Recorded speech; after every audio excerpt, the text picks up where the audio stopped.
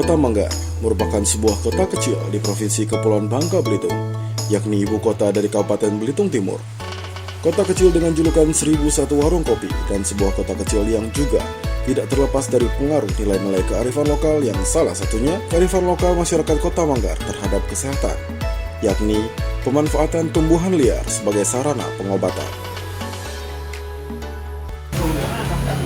Kearifan lokal itu sendiri, sepengetahuan aku sendiri, itu suatu kepercayaan masyarakat lokal yang telah lama terjadi, dan sebagai contoh untuk kesehatan itu yang dipercayai oleh masyarakat tersebut seperti pengobatan tradisional. Nah, entah itu dari tumbuhan ya, dan lain sebagainya. Mungkin itu. Menurut saya sendiri ya, kalau kearifan lokal merupakan pengetahuan yang diwariskan turun oleh generasi sebelumnya ke generasi yang sekarang, dan kaitannya dengan kesehatan itu itu informasi mengenai tentang kesehatan yang diwariskan turun-temurun oleh para ketua. Kearifan lokal tentang kesehatan itu suatu pengetahuan di dalam masyarakat, di dalam budaya yang terletak di daerah tersebut.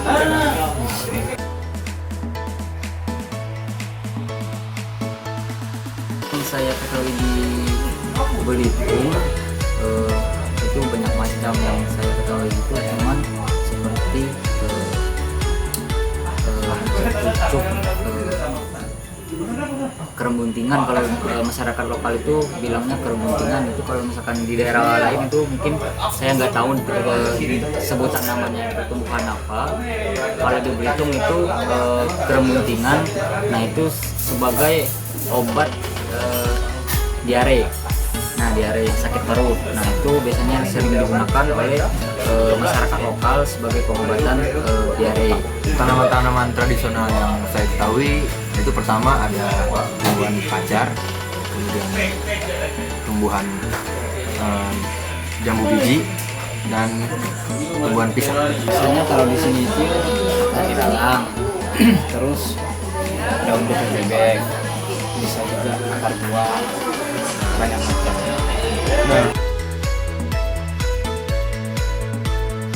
Nah, sebagai contoh tadi, pucuk keremuntingan itu kalau untuk pengobatan mengolahnya itu biasanya kalau bapak aku itu, orang tua aku dulu sering menggunakan pucuk keremuntingan itu dititik, bukan di apa ya, ditumbuk halus-halus, udah itu langsung dimakan. Nah, itu langsung yakin lah bisa sembuh diare, DAB kayak gitu. Kalau untuk tumbuhan pacar sendiri itu pertama daunnya ditumbuk, kemudian dioleskan ke kuku kaki yang luka. Itu biasanya dioleskan secara rutin sampai luka tersebut sembuh. Kemudian daun jambu biji itu digunakan untuk mengobati luka luar, yaitu dengan cara daunnya dikunyah atau ditumbuk lalu dioleskan ke tempat yang bagian tubuh yang luka tersebut. Kemudian getah pisang itu biasanya sama seperti jambu biji juga untuk memberhentikan darah yang mengalir, itu dengan cara dioleskan juga dengan ke daerah yang mencucikan darah. Salah satu contohnya bisa jadi kayak akar ilalang itu diambil akarnya, terus dibersihkan, terus direbus, terus diminum untuk membuang panas ke orang, buang panas darah. Kalau getah bebek itu ditumbuk, terus diletakkan di tempat yang lengkap supaya meredakan rasa. Kalau akar buah itu hampir sama seperti akar ilalang, gimana sebenarnya?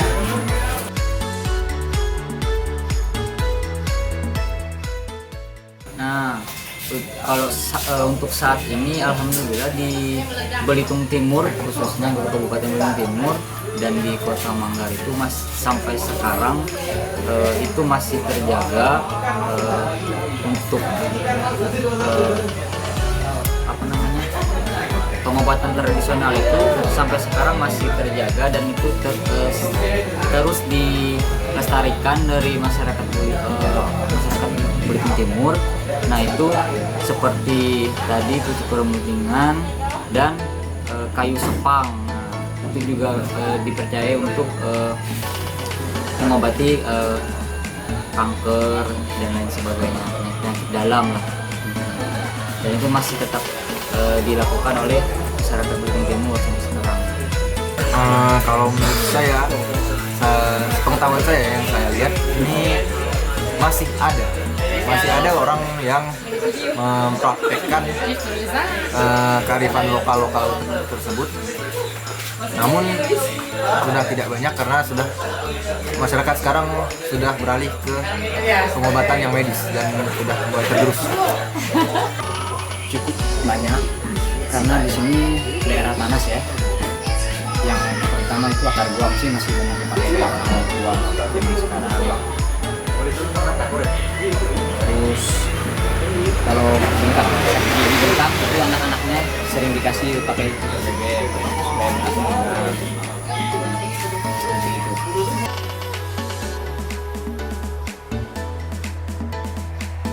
Nah, sepengetahuan saya itu sampai sekarang masih tetap diwariskan hingga 20 tahun ke depan mungkin itu masih tetap diwariskan ke anak cucu ya, tetap karena pengetahuan obat tradisional ini mempunyai nilai-nilai yang memang tidak dimiliki di sekolah kedokteran seperti itu. Nah mungkin pengetahuan tradisional ini yang dimiliki nenek moyang kita tahun-tahun yang udah 30 tahun yang lalu, mungkin 80 tahun yang lalu gitu kan. Nah ini merupakan salah satu pengobatan yang memang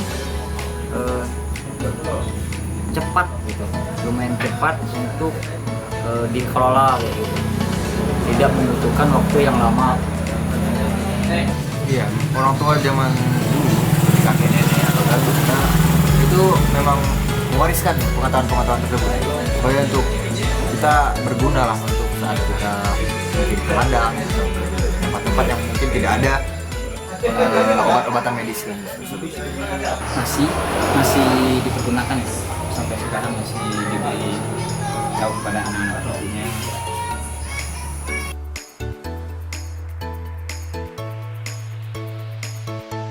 Kalau untuk itu ya penting, soalnya saya juga yang tahu tentang pengobatan tradisional itu juga baru-baru 2 tahun belakangan ini gitu. Nah mungkin kalau misalkan nggak disosialisasikan juga di edukasi lah gitu kan ke generasi muda juga, mungkin generasi muda itu juga nggak tahu obat-obat tradisional yang memang ampuh untuk kanker, batuk-batuk, flu mungkin yang memang itu terjadi di masyarakat yang memang memiliki pengetahuan tentang pengobatan tradisional itu tersendiri gitu.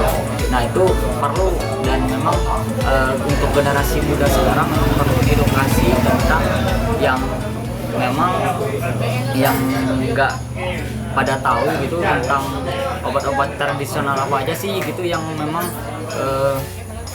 bisa langsung cepat, ampuh, dan itu tidak ada efek kayak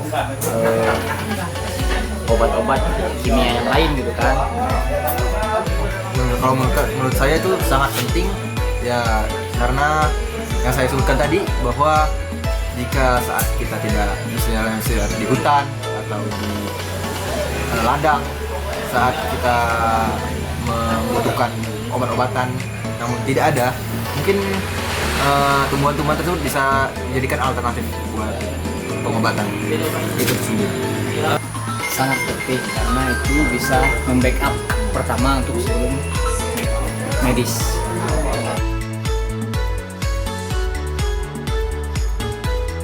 Nah, ini juga harus keterlibatan antara pemerintah, terutamanya juga pemerintah harus mensupport para UMKM yang memang bergerak di pengelolaan obat-obat tradisional, dan juga sebagai pemerintah kan itu menjadi wadah ya untuk masyarakat mengembangkan segala usaha termasuk obat-obat tradisional. Nah, ini juga masyarakat juga perlu support dari pemerintah setempat agar obat-obat tradisional tiap-tiap daerah itu dikenal bukan hanya di daerah itu sendiri gitu. Nah, mungkin obat-obat tradisional yang dimiliki di Belitung Timur khususnya itu bisa menjual ke luar kota dan mungkin bisa ke mancanegara gitu kan. Dan ini efek dari ini masyarakat juga meningkat gitu dari perekonomian seperti itu. Kalau menurut saya langkah yang sangat konkret itu adalah dibukukan atau dibuat tulisan, karena ada pepatah mengatakan bahwa kata akan terlupakan namun tulisan akan selamat.